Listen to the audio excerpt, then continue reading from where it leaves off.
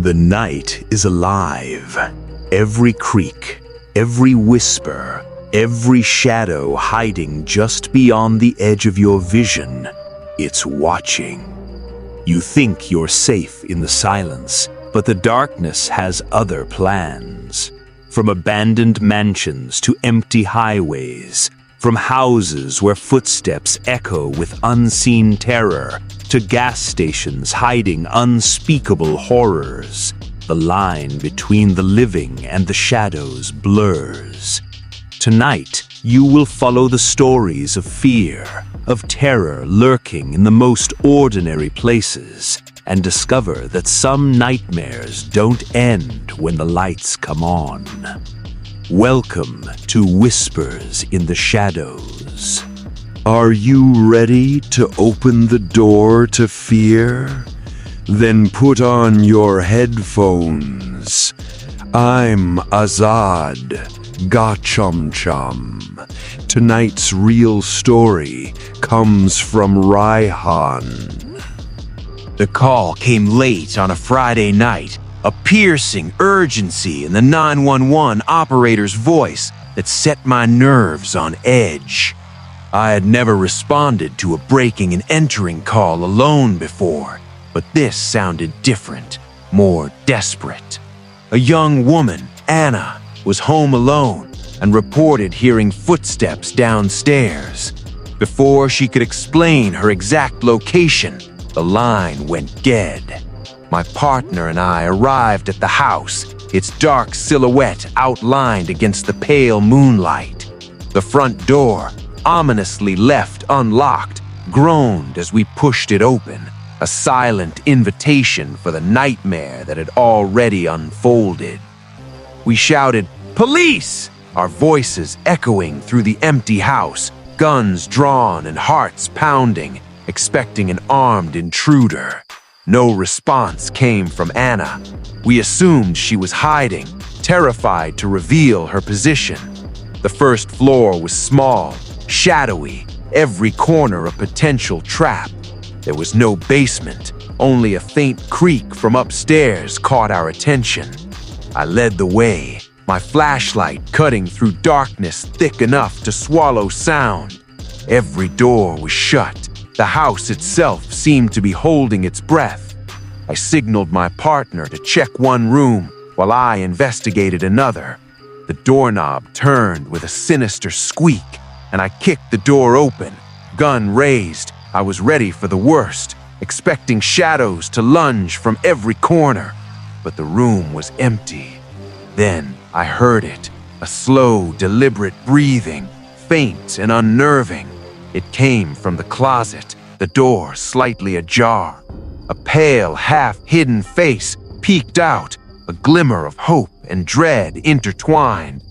"Anna, it's okay, come out," I whispered, lowering my gun, trying to coax her from hiding. Silence. The breathing faded, as if the house itself had swallowed her presence. Suddenly, a voice from the next room pierced the quiet. My partner, "Jason, I found her!" Relief was fleeting. My instinct screamed something was wrong. I raised my gun again, yelling at the closet to reveal its secret. No movement. The tension thickened, turning the air cold and stifling. I called my partner into the room, hand signals urgent. Together, we flipped on the light and opened the closet. What I saw made my stomach drop. A disheveled woman, wild-eyed and trembling, clutched a kitchen knife, Anna's knife, with two guns aimed at her. Her unkempt hair and erratic movements painted a picture of chaos and terror. "Drop the knife!" we shouted in unison. The knife clattered to the floor. Relief and adrenaline collided as we secured her. The shadows of the house seemed to recede, but the unease lingered, a silent whisper in every corner. That night, I realized how fragile the sense of safety truly is, how the ordinary can quickly twist into horror. The next year brought a transfer to a quieter, safer zone. Breaking and entering calls became a distant memory, though the echo of those footsteps and that labored breathing haunted my dreams for weeks. The terror of that night wasn't just in the intruder. It was in the uncertainty, the waiting, the sound of life trembling behind a closet door. Darkness, I learned, has its own patience, and some shadows never leave you. The quiet of the house had been shattered, but the unease lingered like a thick fog. After securing the intruder, we guided Anna into the living room, her hands trembling and her eyes wide with lingering fear. Every shadow seemed alive, stretching and twisting across the walls. The air was heavy, tinged with a cold, almost metallic scent that made my stomach churn. I checked the house once more, floor by floor, corner by corner, yet the feeling of being watched never left. I paused at the staircase, listening. The house whispered. A floorboard groaned above. A soft thud echoed somewhere in the distance. My partner and I exchanged glances. Neither of us spoke, both knowing the silence was deceptive. With our guns still drawn, we moved cautiously, clearing rooms that appeared innocuous at first. The furniture seemed to hold stories, shadows bending around corners as if alive, eyes in every darkened corner. Upstairs, Anna finally spoke, her voice barely a whisper. I thought he was in the walls, she said. My blood ran cold. The intruder she had mistaken for herself, or worse, some imagined figure, was still etched in her mind. We reassured her, though inside my mind was racing. The night had warped into something surreal, every creak and groan amplified, painting the house as a living entity hungry for fear. Then the closet. My gaze returned there. Despite the light, the shadows within it seemed to ripple. I remembered the woman we'd found, clutching the knife, her chaotic presence lingering like a stain. Had she truly been alone, or had something else, unseen, watched us, biding its time? The wall seemed to close in. Every echo, every tiny noise was magnified into a threat, a reminder that the house had secrets we couldn't fully comprehend. I moved to check the rooms one final time before we called for backup and cleared the scene. The front door groaned as it closed behind us. Outside, the night air was cold, but it carried no relief. The house loomed silently behind us, windows like dark, unblinking eyes. Anna was safe, yet shaken, her shadowed fear lingering like a phantom. That night, sleep was impossible. Images of the dim closet, the wild eyes of the intruder, and the oppressive silence replayed over and over. My partner tried to make light of it, joking about shadows, but I couldn't shake the feeling that something in that house had followed us, even if only in memory. As a rookie trooper, that night taught me a lesson I never forgot. Fear isn't always born of violence. It often grows from uncertainty, from shadows, from silence, from the small things that slip just beyond your vision. Some nights, even after a transfer to safer zones, I could still hear that faint breathing, feel the presence of something lurking in corners I couldn't see. The Silent Intruder wasn't just a story of a dangerous woman with a knife. It was a lesson in terror, a brush with the unknown, a reminder that some places hold more than memories. They hold echoes, whispers, and shadows that follow long after the danger has passed. And even in the calm light of day, that night's darkness never truly leaves. Before the rest of the story begins, I need to ask, are you facing this fear alone? How does it feel?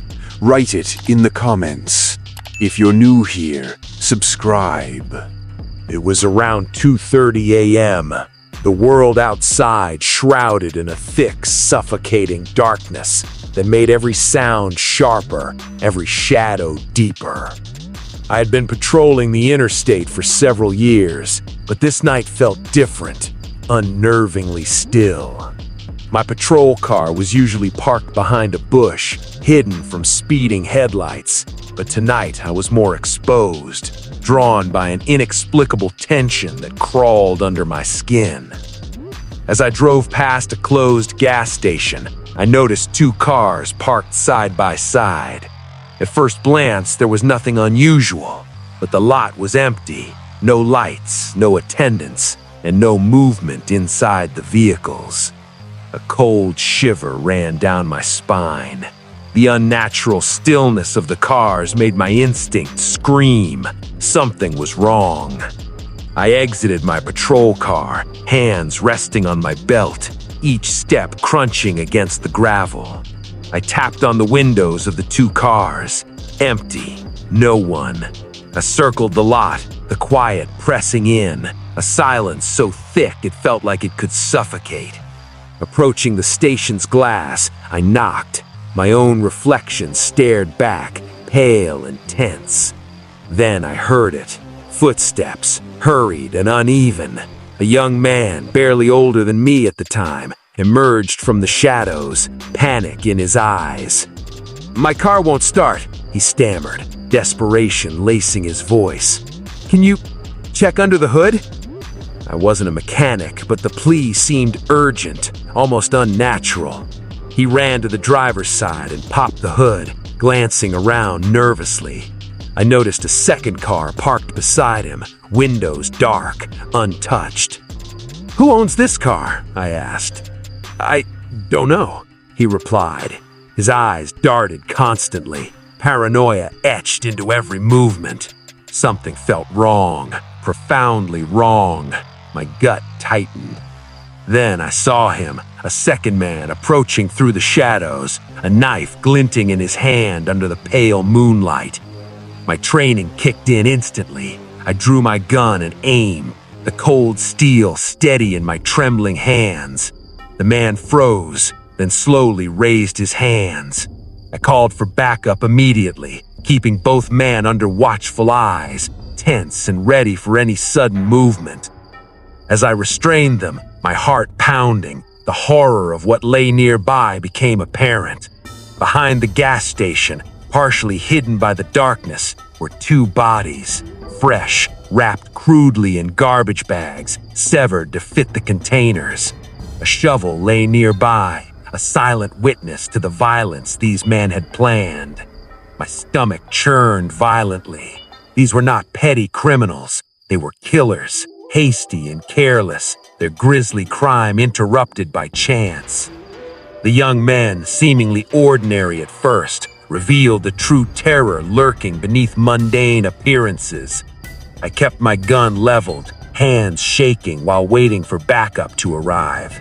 Each second felt like an eternity, the cold night pressing in with an unnatural weight. When the backup officers arrived, I led them to the grisly scene. The air was thick with the metallic scent of blood and earth, a darkness that felt alive, heavy with unspoken menace. I had faced dangerous situations before, but nothing compared to the raw, shocking horror of stumbling upon murder in progress, the perpetrator's oblivious carelessness amplifying the dread. That night, sleep was impossible. Every passing car on the interstate felt like a potential threat, every shadow a lurking menace. The memory of those bodies, the cold precision of the young men, and the surreal stillness of the gas station haunted my dreams for weeks. I learned then that darkness hides more than thieves and intruders. It hides the truly unimaginable. Even after the chaos at the gas station, the night seemed to stretch endlessly, a living entity that refused to release me. The young men were secured in my patrol car, their faces pale under the harsh blue and red lights of the arriving units. But the darkness beyond the lot whispered, as if mocking the temporary control we held. Every shadow seemed to twitch, every rustle of leaves a secret threat. I returned to the scene to make sense of what we had discovered. The bodies, grotesquely severed and wrapped, were still lying where the killers had left them, starkly illuminated by flashlight beams. The metallic tang of blood mixed with the damp chill of the night, creating an atmosphere that felt almost supernatural. I had seen death before, but this felt different, intentional, cold and calculated. It was as if the killers had tried to summon chaos itself, and the darkness had answered. The young men, trembling in the back of my car, were incoherent at first, babbling excuses that made little sense. One kept glancing back toward the edge of the woods, as if expecting something or someone to emerge. Their panic was palpable, but so was a strange detachment, a sense that they were only slightly aware of the horror they had almost completed. The unnatural stillness around the gas station made every sound echo like a scream in an empty cathedral. Backup arrived and the scene was secured. I assisted in carefully documenting the grisly details, my flashlight cutting through the oppressive night. The air was thick with tension. Every nearby sound, a snapping twig, distant headlights, triggered a visceral fear, as if the dark itself was alive, waiting for its moment to strike. I couldn't shake the feeling that the darkness had eyes. Even miles away, driving back along the empty interstate, I kept glancing at the shadows under bridges, at the dark outlines of trees lining the road. That night left a permanent scar in my memory, a reminder that true horror often hides in ordinary forms, cloaked in ordinary forms.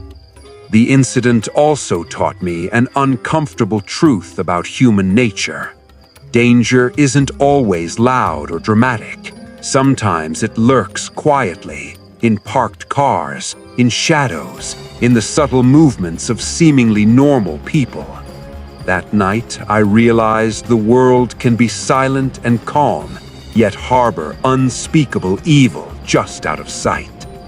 The memory of those bodies, the almost surreal audacity of the killers, and the suffocating darkness stayed with me, shaping every night shift that followed.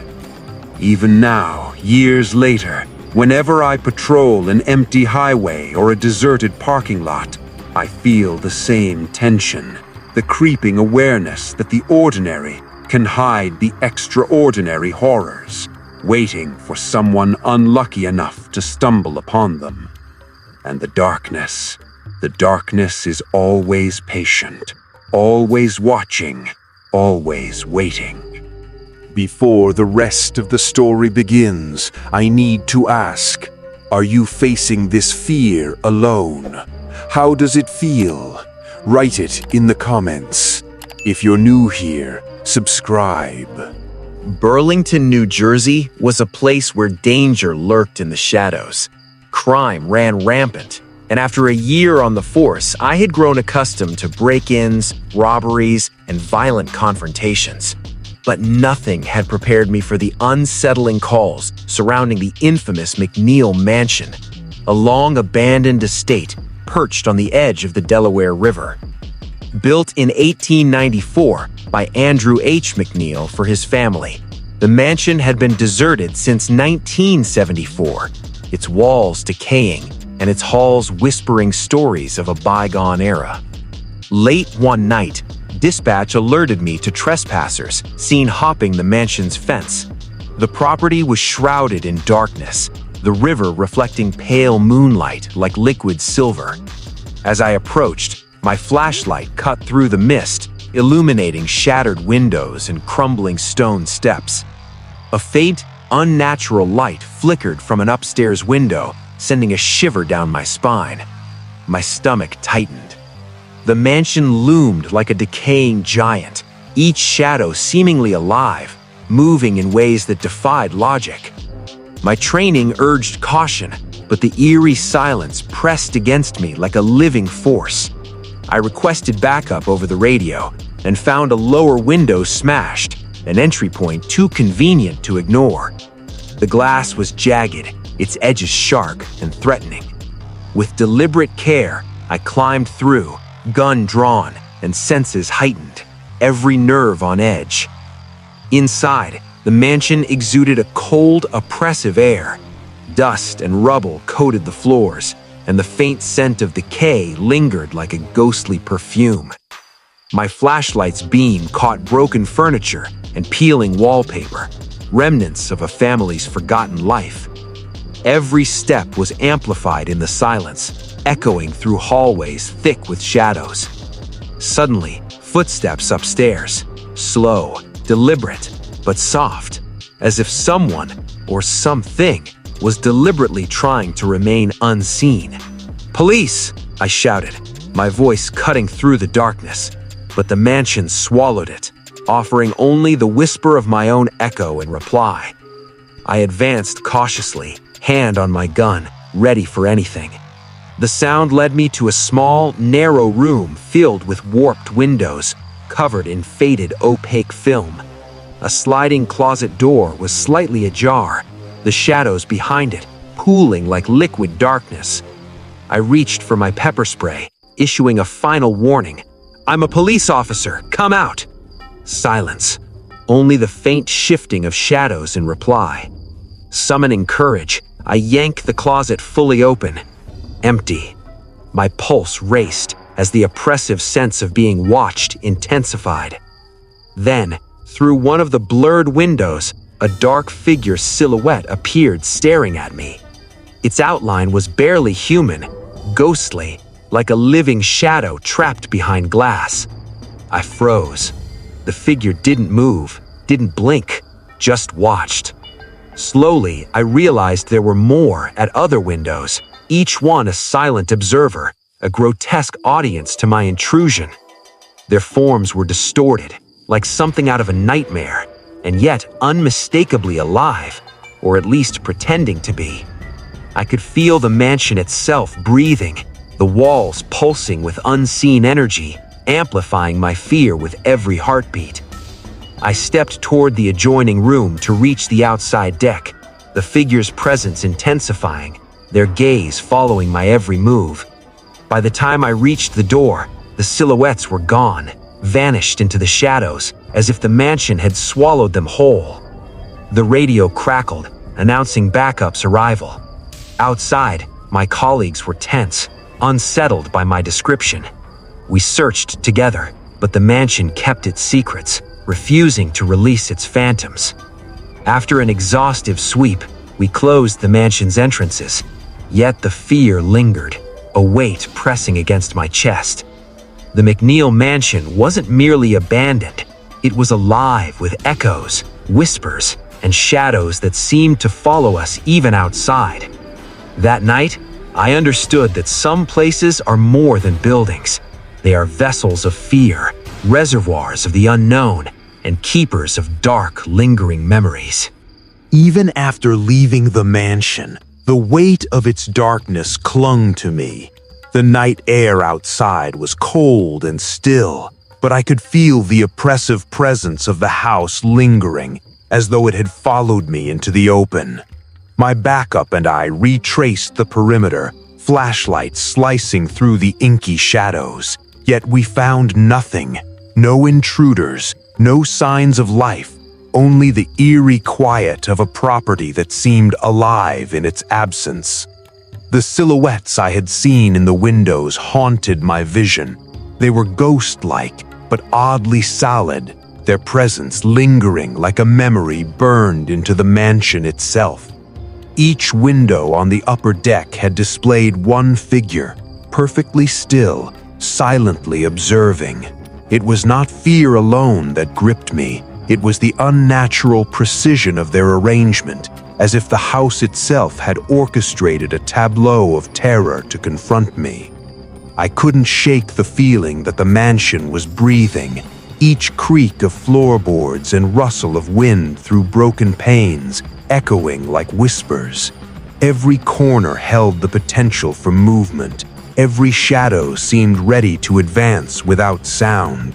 My senses were on high alert, nerves raw, as though the mansion anticipated every step, every glance, every heartbeat. Eventually, we reached a small first-floor window, and once more something, a dark shape, loomed outside. I stepped closer, heart pounding, trying to distinguish the outline, but before I could identify it, it slipped below the window pane, vanishing into the blackness. The mansion's hold on fear was relentless, teaching a lesson that logic and courage could not fully counteract. Even after securing the property, the terror didn't leave.